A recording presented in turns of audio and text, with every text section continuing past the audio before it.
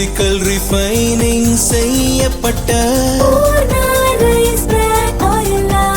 SKM Poorna rice brand oil. மேற்கு வங்கத்தில் சமீபத்தில் நடந்த சட்டசபை தேர்தலில் பாரதிய ஜனதா வென்றதை அடுத்து சுவேந்து அதிகாரி முதல்வரானார். தொடர்ந்து 3 முறை ஆட்சியில் இருந்த திரிணாமுல் காங்கிரஸ் எதிர்க்கட்சி வரிசையில் அமரும் நிலை ஏற்பட்டது. இதையடுத்து சோபன் தேவ் பட்டாச்சார்யாவை சட்டசபை எதிர்க்கட்சி தலைவராக அறிவித்தார் கட்சித் தலைவர் மம்தா பானர்ஜி.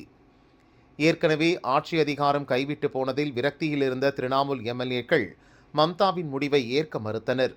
மொத்தமுள்ள 80 எம்எல்ஏக்களில் 60 பேர் ரிட்டா பிரதாவை எதிர்க்கட்சித் தலைவராக நியமிக்கும்படி சபாநாயகரிடம் முன்மொழிந்தனர். பெரும்பான்மை எம்எல்ஏக்கள் ஆதரவு இருந்ததால் ரிட்டா பிரதாவை சட்டசபை எதிர்க்கட்சித் தலைவராக அங்கீகரிப்பதாக சபாநாயகர் அறிவித்தார்.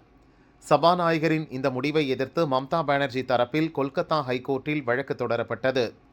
திரிணாமுல் எம்பியும் மூத்த வக்கீலுமான கல்யாண் பானர்ஜி இந்த வழக்கில் ஆஜரானார். கட்சி தலைமையின் முடிவுக்கு எதிரான நடவடிக்கையை சபாநாயகர் ஏற்றது செல்லாது என கோர்ட் உத்தரவிட வேண்டும் என வலியுறுத்தினார்.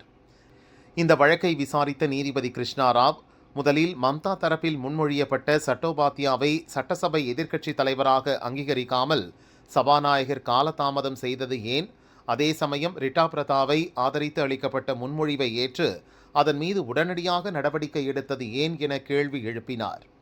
தொடர்ந்து இருதரப்பு வாதங்களை கேட்ட நீதிபதி சட்டசபை எதிர்க்கட்சித் தலைவர் நியமன விவகாரத்தில் சபாநாயகரின் முடிவுக்கு தடை விதிக்கவில்லை, மாறாக இருதரப்பும் தங்கள் நிலைப்பாடு குறித்து விரிவான விளக்கம் அளிக்க உத்தரவிட்டார்.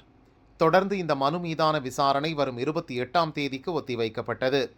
மம்தா தரப்பு கோரிக்கையின்படி சபாநாயகரின் முடிவுக்கு ஹைகோர்ட் இடைக்கால தடை விதிக்காதது தங்களுக்கு சாதகமான அம்சமே என ரிட்டா பிரதா தரப்பினர் நம்பிக்கை தெரிவித்துள்ளனர்.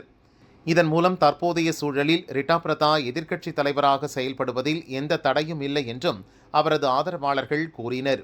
இந்நிலையில் ஹைகோர்ட் பல கேள்விகளை கேட்டுள்ளது.